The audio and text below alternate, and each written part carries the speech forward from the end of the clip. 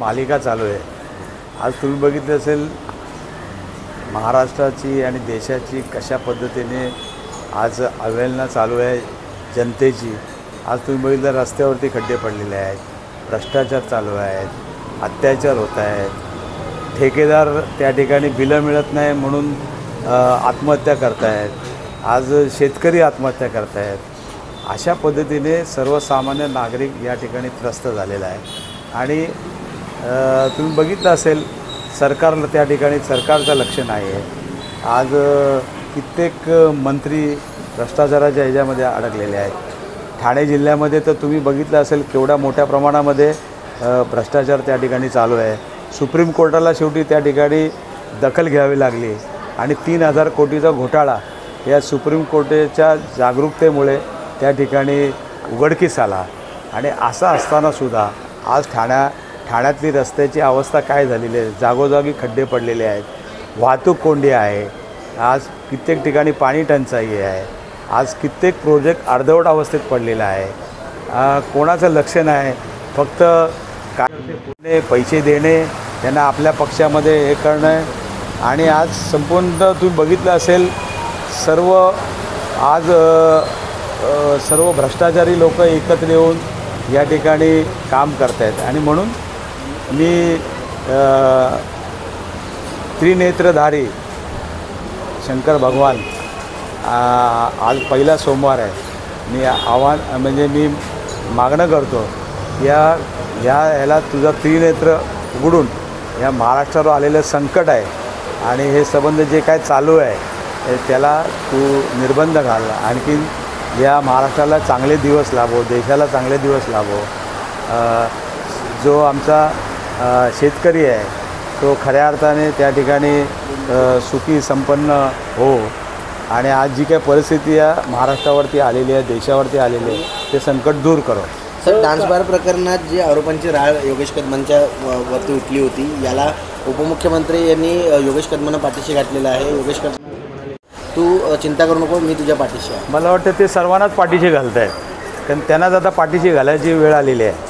कारण आज तुम्ही बघितलं असेल संबंध देशामध्ये लाज गेलेली आहे आणि ती लाज वाचवण्याचा प्रयत्न शेवटचा चालू आहे। तर राज्यपालाच्या भेटीला गेले ठाकरे गट सर्वत्र एकत्र ज्या मंत्रीप्रमाणे आणि आमदार ज्या पद्धतीने वागतात त्यानुसार ते तक्रार करणार आहे आणि त्यांचं मंत्रिपद कुठेतरी काढून घ्या। अहो साहेब, या ह्याच्यामध्ये जर कधी मंत्रिमंडळ काढायचं झालं तर मला वाटतं एकटेच देवेंद्र फडणवीस बाकी सर्व मंत्र्यांना घरी बसावं लागेल अशी परिस्थिती त्या मंत्रिमंडळाची आहे। मात्र कालच्या ज्या पद्धतीने दोन्ही ठाकरे बंधू एकत्र आले त्यामुळे भाजपचा आता प्लान बी ठरलेला आहे। येणाऱ्या काळात निवडणुकीत असा प्लान असणार आहे आणि अनेक जण जे ते पक्षप्रवेश करणार होते, मुंबईतले माजी नगरसेवक या ठाणे आणि इतर ते कुठेतरी थांबलेले आहेत। कसं बघतात इकडे दोन्ही ठाकरे बंधू आहेत? मला असं वाटतं ठाकरे बंधू म्हणजे या महाराष्ट्राचा ठाकरे ब्रँड आहे आणि हा ब्रँड कधीच संपू शकत नाही।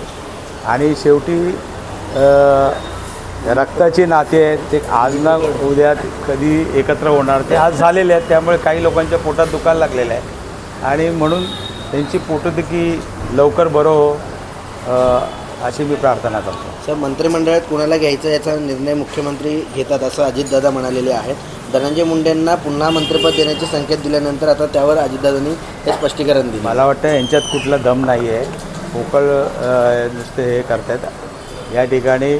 आज तसं बघितलं तर BJPमध्ये अशा गोष्टीला कुठेही थारा नसतो आणि आज भ्रष्टाचार मुक्त आपण महाराष्ट्र किंवा देश करण्याच्या मागे आहोत। परंतु आज कशा पद्धतीने त्यांचे मंत्री आज वागत आहेत, कशा पद्धतीने त्यांचा आज पर्दाफाश या ठिकाणी होतो आहे, परंतु एकाही मंत्र्याच्या ह्याला हात लावण्याची हिंमत त्या ठिकाणी त्या सरकारमध्ये नाही आहे। कोकाटे, संजय शिरसाट झाले, असे अनेक मंत्र्यांचे वक्तव्य असेल, निलेश राणे असेल यांचे वक्तव्य, यांचे व्हिडिओ कसं बघते याकडे येणाऱ्या काळात महाराष्ट्रामध्ये? मला वाटतं कोणाचं तुम्ही वक्तव्य बघा, सर्व तसेच वाचाळवीर सर्व आहेत, प्रत्येकाला काही बोलायचं, काही करायचं आणि कोणाचं वय बघत नाही, काय बघत नाही आणि कशा पद्धतीने कोण कोणावरती टीका करतो। ज्यावेळी टीका करतो त्यावेळेस तू स्वतः स्वच्छ असला पाहिजे, त्यामुळे कुठेही तारतम्य नाही आणि म्हणून या ठिकाणी जनता हे सर्व उघड्या डोळ्यांनी बघते. सर कुठेतरी खडसेंनी आवाज उचलला गावा- होता, त्यामुळे जावयांवरती आता रेव पार्टीवरती कुठेतरी अडकवण्याचा प्रकार आहे की काय, एकंदरीत अनेक व्हिडिओ त्यांची समोर आले होते. थोडे दिवस थांबा, सर्व माहीत पडेल सर्व हे खरं का खोटं. खासदार साहेब, ठाणा संस्कृतिक शहर ओळखलं जातो, पण सध्या ठाण्यामध्ये गुंडराज सुरू आहे. मी काय सांगितलं मगाशी, तलवारी, चॉपर सर्व तुम्ही जर बघितलं या ठिकाणी ज्यांना आतमध्ये जेलमध्ये टाकायला पाहिजे ते खांद्यावर हात घालून फिरत आहेत आणि आज परिस्थिती या ठाण्यामध्ये असेल, ठाण्यात काय संपूर्ण महाराष्ट्रामध्ये आज बघितलं असेल, पोलिसांनासुद्धा त्या ठिकाणी त्या गुंडांना सलाम करायला लागतो आहे आणि तुम्ही बघितलं असेल किती लोकांना या ठिकाणी संरक्षणसुद्धा दिलेलं आहे. आणि आज तुम्ही बघितलं असेल पोलिसांच्यावरती एवढा ताण आहे की या ठिकाणी आज अवैध धंदे चालू आहेत. त्या ठिकाणी आज तुम्ही बघितलं असेल ड्रग्सचा प्रत्येक शाळेच्या बाहेर टपऱ्यात लागलेल्या आहेत आणि अशा ह्याच्यामध्ये तुम्ही बघितलं ना, पोलिसांना दोष देऊन उपयोग नाही. परंतु आज ज्या पद्धतीने या सरकारकडून जी अपेक्षा आहे ती अपेक्षा मला वाटतं दूर राहिली, परंतु आज लोकांना त्याचा नाहक त्रास होतो आहे. तर महानगरपालिका निवडणूक येतात, तर भाजपचं म्हणणं आहे, फडणवीसचं म्हणणं आहे की एकत्र निवडणूक लढली जाणार आहे, महायुतीने लढली जाणार. काय वाटतं, एकत्रित निवडणूक लढली जाणार का? दुसरीकडे मनसे आणि ठाकरे हे एकत्र आल्यामुळे कुठेतरी अहो, तुम्ही आज कित्येक पक्षातली लोकं तुमच्याकडे आलेली आहेत. ज्या BJPच्या स्थापनेपासून आज जी काही लोकं बिचारी आज काम करत आहेत, आज त्यांची अवस्था कुठे आहे आणि बाहेरून आलेल्या लोकांना तुम्ही मंत्री बनवताय, भ्रष्टाचारी